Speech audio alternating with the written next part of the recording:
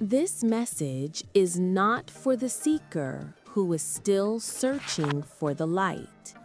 This is for the one who has already seen it. If you are watching this, you have likely experienced the undeniable shift. The moment the veil thinned, revealing that what you thought was solid reality is actually consciousness appearing as form. You've crossed an invisible threshold, and this is where the real danger begins. When I first experienced this recognition years ago, I felt a profound sense of clarity, even superiority. I looked at the world and thought, why can't they see this? It's so obvious. That feeling of being on the other side was itself the most subtle and powerful trap I fell into. Awakening does not end the ego. It forces the ego to evolve. The old, clumsy ego, concerned with status and possessions, simply transforms into a spiritual ego, a sophisticated construct that uses concepts of truth, non-attachment, and oneness as its new identity. These new forms of identification are subtle. They feel right, and they are the three dangerous pitfalls that can turn profound recognition into profound illusion. We need to talk about the three warning signs that your beautiful realization is turning into a cage. The first and most common is spiritual bypassing.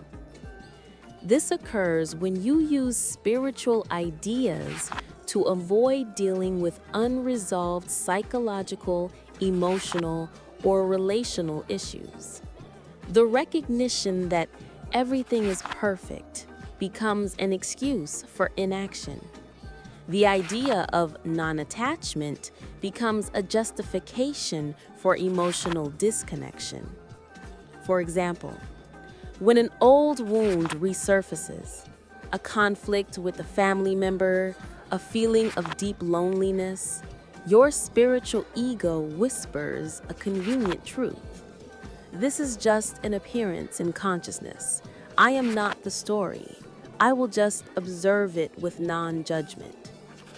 While observation is essential, bypassing is not integration.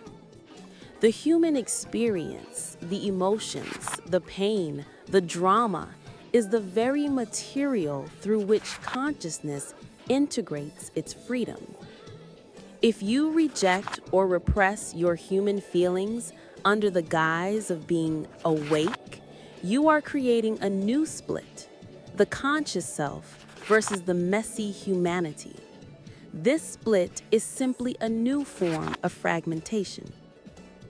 You cannot use the ultimate truth of your boundless nature to escape the temporary reality of your human experience.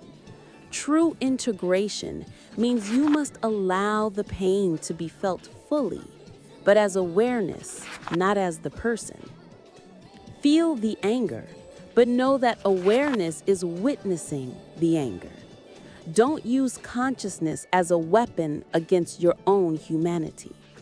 The second trap is perhaps the most devastating because it maintains the core delusion, the Enlightenment Trap. This is the belief that enlightenment or full awakening is a future state to be achieved, a destination to be reached, or a final permanent experience. This concept fundamentally reinforces the existence of the very entity that needs to be dissolved, the seeker. The moment you conceive of awakening as a goal, you recreate the separation. There is the you here, unawakened, and the you there, fully awakened. This framework makes the true recognition impossible because it keeps you looking forward for something that is only ever present. The process of seeking is only a mechanism for clearing away the false beliefs. It is not an engine that manufactures truth. You are not moving toward consciousness. You are consciousness, recognizing itself. When I was deeply stuck in this trap, I would analyze every experience asking, is this it? Am I awake yet? This question is a sure sign you are trapped. If you have to ask, it means the separate self, the one who needs validation and status, is still running the show. The solution is radical. Stop seeking. Stop measuring your progress. Stop comparing your state to others. Recognition is not a state you enter. It is the realization that you have never left the context of pure awareness. The journey ends when the seeker stops moving. The final trap is a refined expression of the spiritual ego, and it is deeply isolating. The gating of knowledge. Once you recognize the illusory nature of the separate self, there is an immediate temptation to feel superior to those who haven't.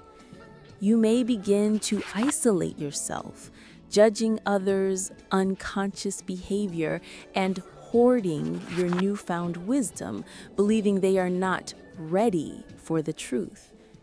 This arrogance is the ego's most clever disguise. The moment you use your awareness to create a separation between us, the awake, and them, the sleeping, you have built a new, rigid identity, and you are no longer operating from oneness. You are operating from comparison. Consciousness is not an achievement to be protected. It is the universal context in which all things appear. It is not yours. To feel isolated or superior is to forget the central truth. The person you see struggling with an unconscious narrative is fundamentally the same awareness that you are. Their story is simply thicker right now. Your role, post-threshold, is not to be a teacher on a pedestal, but to be a silent mirror. Live your truth. Be fully present.